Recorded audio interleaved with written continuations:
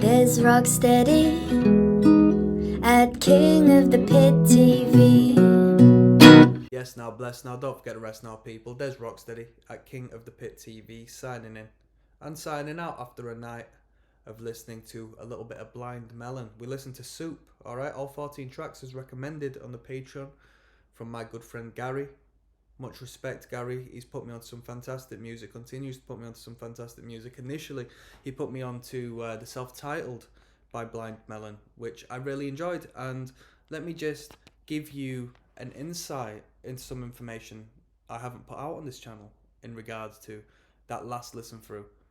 I continued to listen to a couple of songs on that album, which I don't necessarily do ever, when it comes to listening to music. You get to a certain age, don't you, where you'll just bang a playlist on, which essentially just recycles. It doesn't necessarily introduce any new music to you. It just recycles the music you do like because it's safe and sound, and then you listen to the albums and the songs that you like that you've heard before. And it's harder and harder as the years go by to expand into more music, especially when it comes to what I do.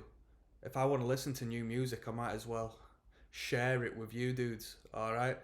So we can engage over it and talk about the experience and how we differ in opinions and so forth and perspectives on that music.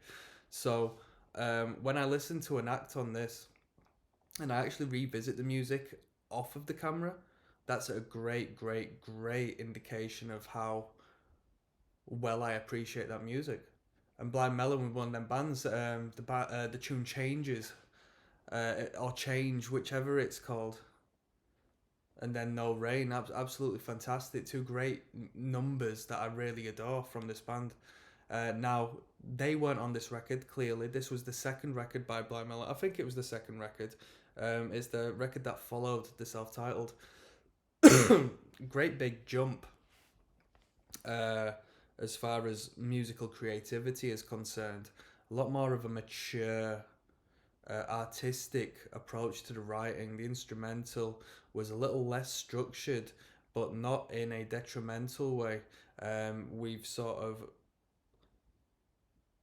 allowed ourselves more creative freedom as opposed to boxing ourselves in, and it's not diminished the act's value. If anything, they've come out with a fantastic, vibrant, colourful powerhouse of a record. It really good, really good.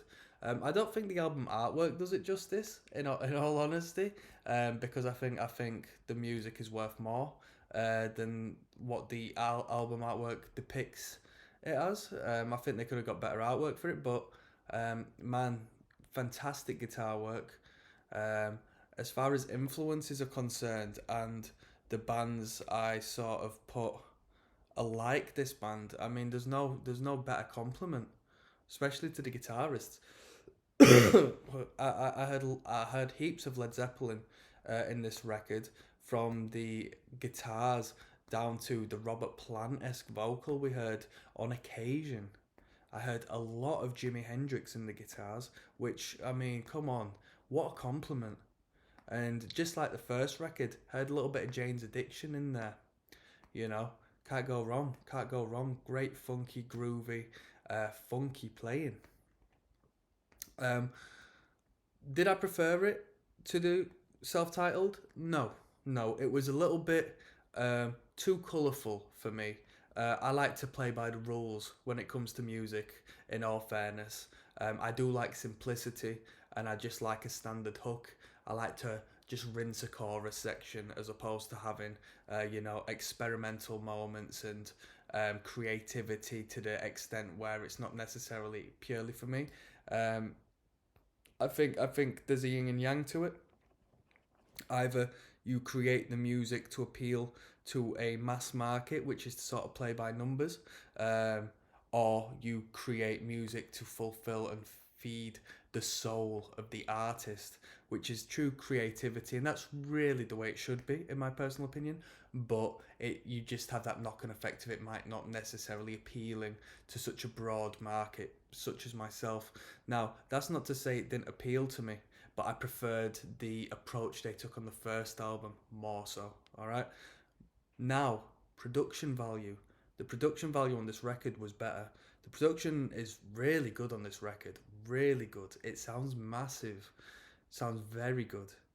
Structurally speaking, we've got so many cool ideas on the record, so much cool instrumentation on this record.